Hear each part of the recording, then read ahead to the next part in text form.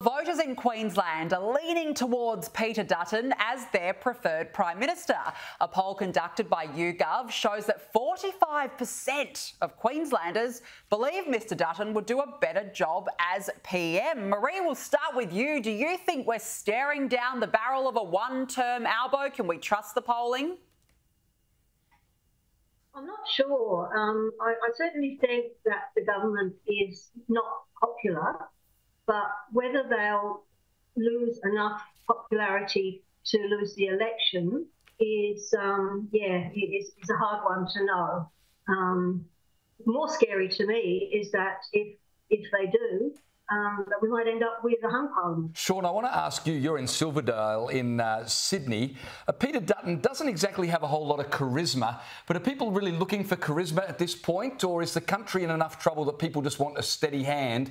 And in fact, his lack of charisma might actually help him because he'll be seen as that steady, serious hand. I don't think it's about charisma or anything like that. It's more about economic management and taking our country to where it needs to be the best Australia that it can be.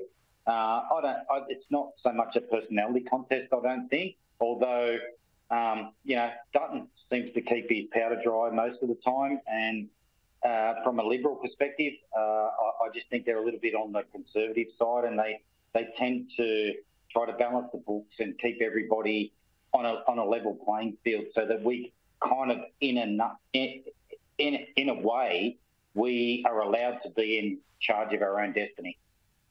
Well, speaking of Peter Dutton, he's out and about reaffirming the coalition's nuclear commitment.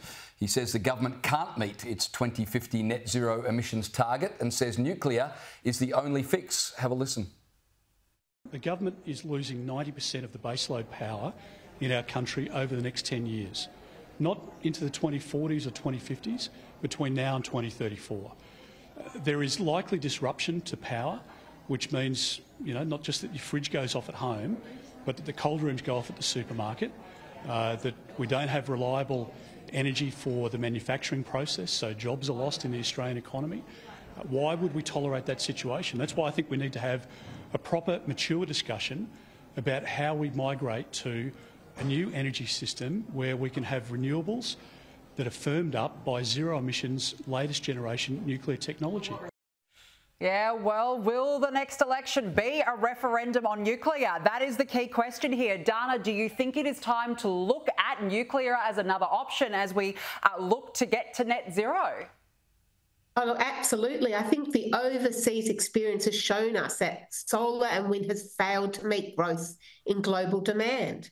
And why aren't we having the debate? We need something that's affordable, provides security, and is going to have minimum impact on the climate as possible. Yeah, good point. Mark, you're in northern Victoria. I want to ask you, would you live in an electorate where there was a nuclear reactor, or would that bother you? Absolutely bother me. I'm very concerned about nuclear power plants being in my country when there's a possibility of war.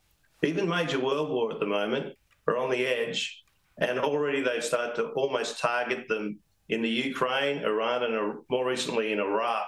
And I think it's not a good thing to have on the ground if you are threatened with land-based war. And what happened to coal? What happened to coal, guys? It's got a bad rap. We sell coal to China, but we don't use it here. Either start using it again or stop selling it to China.